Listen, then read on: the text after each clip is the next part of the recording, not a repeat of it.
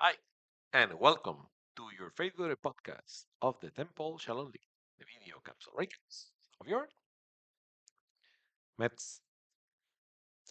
Of course, this is not my jersey. That's Mateo's jersey on the 2024 season. Funny enough, people ask me about why he actually wears the number 95. Is it because he was born on September 5th? Is it something related to the family or what have you? Well, let me tell you that the reason why he actually wears that number is because when he was 3 to 4 years old in that 2024 season for the Mets, he was obsessed with Lightning McQueen, number 95. So that's the only rationale why he still wears number 95. He's not that into cars anymore, it's more in the dinosaurs, but I want to say that 95 make before and after when it comes to picking numbers, right? So I think that's a fun story to have. You know why I went number 41 and relate to the big cat. So, talking about the league on what is remaining to it, we are not on the best record, I should say, that we would like to have by this point of the season, 8 and 12. That said, we still control our destiny. I think that's good when you only have 8 games left. Very close set of matchups or standings, I should say, in our division. We need to come ready. We need to come ready. It's going to be divisional games in the next or the last 4 weeks that we have in the season, and we're gonna aim to start quite ready at 8 a.m. This Sunday because we're gonna be facing the Expos, and we know that that's a team that can punch you in the face at any time. So you have to be ready, just to be able to hit back and be able to capture that win, and then we'll have a break, which might be good to strategize for game number two, in which we're going to be facing the Redbirds. And we all know that birds in our division also hit pretty hard. So we got to be ready, try to aim to get our first sweep against our own division and put ourselves into a rhythm to claim one of the 6 spots in this new playoff format. So more to come on where we land, but I think we still have a solid opportunity to make it in what turned out to be the weakest divisions. As you can see here, this is the record. Our division uh, was not the best one when it came with the interdivisional records. Nonetheless, uh, there's going to be one team each advancing to the final, and that's what it really matters. Talking about teams that unfortunately not gonna be able to advance, or probably their chances are very, very slim. The White Sox. They had a player that I was able to interview this past Sunday, Matt Casey, and we talk about that and many other aspects. So I hope you enjoy what happened to be a very nice, relaxed, and open interview that I had with one of the teammates that I have on my rookie season, Matt Casey. So see you there. We're live in week 10 of the video capsule recaps today. I'm with a good friend of mine, a guy that I have been honored to call a teammate a couple of times, Matt Casey. Welcome, Matt. Hey, William. Good to be here. So I'd like to start the interview. By the way, everyone that I have been seeing here asked me what is the perk, what do we have to do? Absolutely nothing. We just make it informal. That is, there's always one generic question that I ask everyone that's sitting here is, what this league represents to you, right? What makes you wake up on the morning, Sunday after Sunday, right? Just to come out here and play with a bunch of guys and girls. Yeah, I mean, for me, this is before coming to this league, I hadn't played softball at all. I was invited to the league by my friend Kyle Casper. I Mm-hmm. knew him from beforehand, and he told me I had actually just moved down to Dallas back in 2015. And he said, "Hey, I play softball, every Sunday. Why don't you come out and play?" And so I said, "Okay, well, I haven't played baseball since I was a kid, but I'll give it a shot." And yeah, I mean, I've been doing it now for over a decade, and it's the only league I play in, but can't beat the level of camaraderie and friendship. I've made so many good friends over the years, yourself included. Love playing with these guys, and it's just a blast to be out here. Yep, totally. I want to say that, well, my rookie season was with Kyle. We were on the same team on the Red Sox. Probably that was your like second year. And the moment that I start playing in the league, I noticed that from the beginning, right? So that camaraderie, like atmosphere, and the fact that you can get drafted over and over, I think is phenomenal because you ended up building relationships over time. Absolutely. Speaking of years in the league and what have you, right? I know that we were together in that season, if I'm not mistaken, also with the Dodgers, the Brooklyn Dodgers with Noxie. Maybe I might be wrong. Yeah, Maybe, yeah. right? So I think that's the two seasons that we have played together. But one fun thing is that I had Matt as a super sub when the Mets were in the run to the 2024 championship. So tell us what that meant for you being with us in that special season for sure.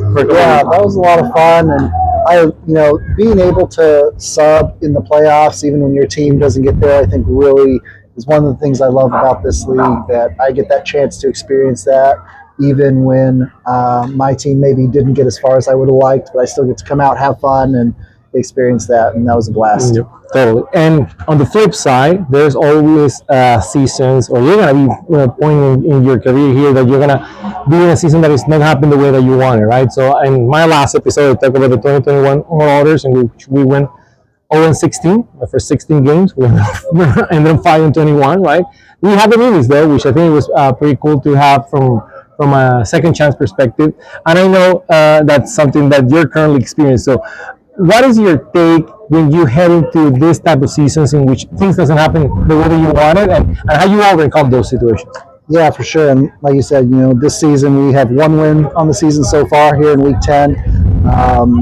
It's not gone the way we wanted, but I think, what I like to do is focus on myself a little bit, but, mostly just focus on having fun. Like, even when you're losing, there's still plenty of ways to have fun and, make plays and do what you can. And so that's what I always try to focus on, and I'm still having fun. I mean, this is as fun of a season as I've had any season, really.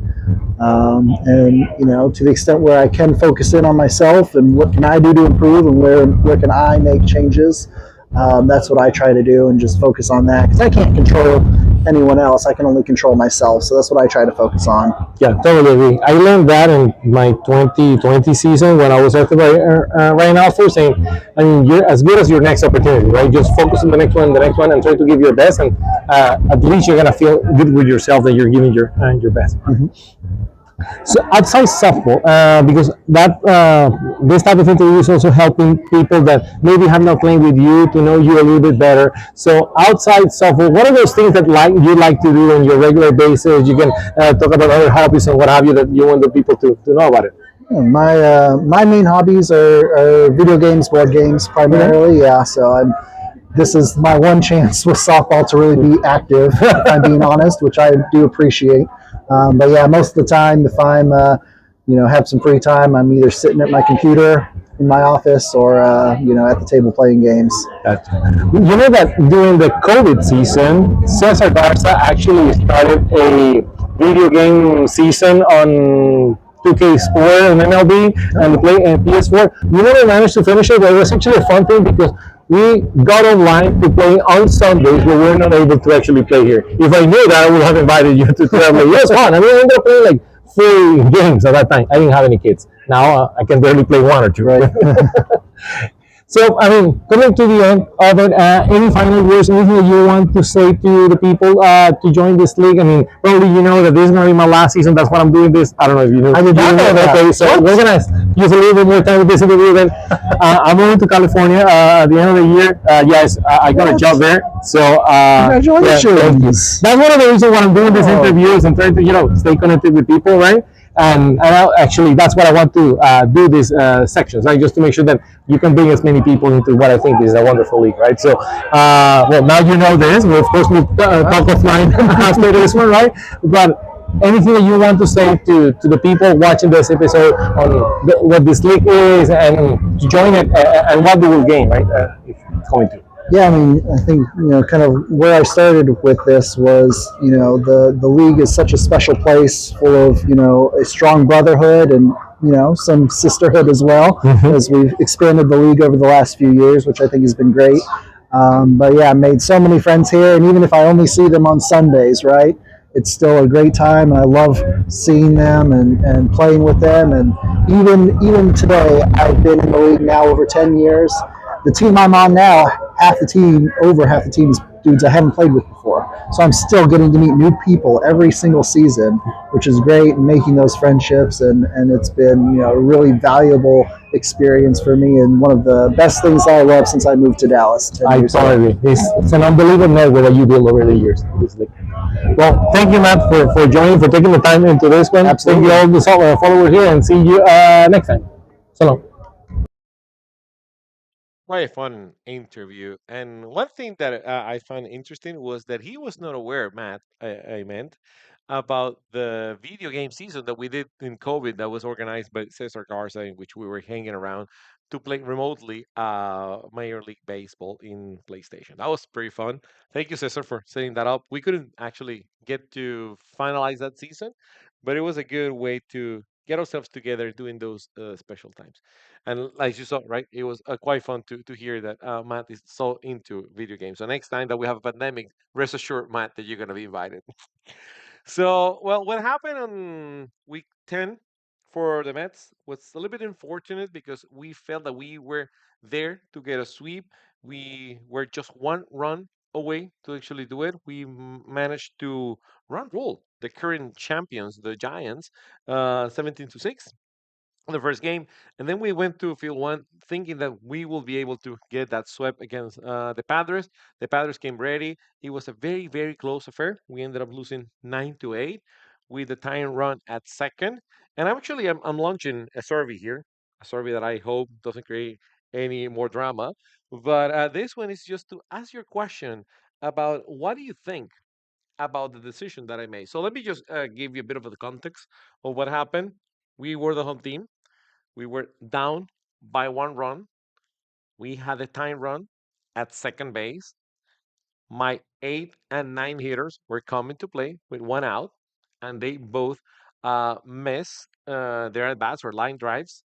And it was a bit about a minute left when they were heading to the plate. So by the time that my nine hitter, Andy Wetterly, the previous hitter was Greg Rader, we basically were running out of time. So we could have take the last out and go to the seventh inning to aim to actually score with no outs.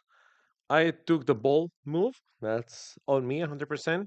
I trusted on Greg and Andy that our chances were bigger to actually just tie the game at least, right? As opposed just to start from scratch in the seventh inning and having the middle of the orders of the Padres coming to play. So, hey, we couldn't win it, but I'm curious to hear, did I make the right decision? Would you have done something different? I'm always keen to hear what people have to say about this type of unique situation. Hey, I'm not going to be disclosing uh, who voted for what. I'm going to make sure that you can only vote once. But next time that we get together, I'll show you what do you think. Are you in agreement with what I did, or are you opposed to it? So I'm curious to hear. So the recap of the games, like I said, is played. The best players on that week 10 ended up being Toto Hunger, who was hitting phenomenally from the leadoff spot with 4 for 7 with 5 runs, 3 doubles, a triple, an RBI. Gary Granado hit 5 for 6 with 5 runs, 2 doubles, a home run, 4 RBIs. Sean Greeley went perfect 5 for 5 with a couple of runs, 2 doubles, excuse me, 1 double and 4 RBIs. And Andy Weatherly, the guy that I bet on it, and I will bet 100 times more in that same situation. He went 4 for 6 with 4 singles and 1 RBI. We just missed that other RBI, Andy, but that's fine. We'll get better next time. So that's the recap of week 10. Now we have to get ourselves ready. So, like I said, on the interdivisional games, but let's go into a more attractive section, as you'll say, which is the last dance. I know that you're gonna be loving this team that are gonna be remembered. See you there. The Mets, the Rangers, the Cowboys, and Venezuela. The new remodeled room. You know where I'm at. Mateo's and Bruno's room. Your favorite section, The Last Dance. Today, I'm not wearing any other jersey. I'm wearing the most important jersey, personally speaking, since my childhood. This is the jersey from my team from my hometown, from my country, from Venezuela, the Leones. The team that my family have root since I was born, and that was the first baseball game that I watched live as a kid. This is the team where players like Andres Galarraga, Tony Armas, Omar Vizquel, I don't know, and many others have played over the years. It's the most winning team in the history of our Venezuelan baseball league with 21 championships. So it's quite unique team for sure. People might recognize them as the Yankees of the Venezuelan league. Now we have 8 teams, so probably that might not be fair. But what this league gave me, and like I said, it's all about the experiences, right? I think memories that you collect. I was so fortunate to be part of this league that when I brought this up to the leadership in fall of 2021, if there was a possibility as part of the inclusion that this league represents to expand the options to pick teams outside the realm of major league and minor league baseball. I remember John Unell in particular, Hall of Famer Unell, saying that he was 100% supportive of this, and he would love to see that. So in that season, not only I had the opportunity to make a design exactly the same as the Venezuelan Leones, but also my good friend Alfredo Sardi did the same for his team that he has rooted since he was a kid, the Tiburones or the Sharks in Venezuela. Excuse me. And also Ariel Rodriguez, probably you saw that in one of the interviews that I did this year with the Águilas Cibaeñas from the Dominican Republic.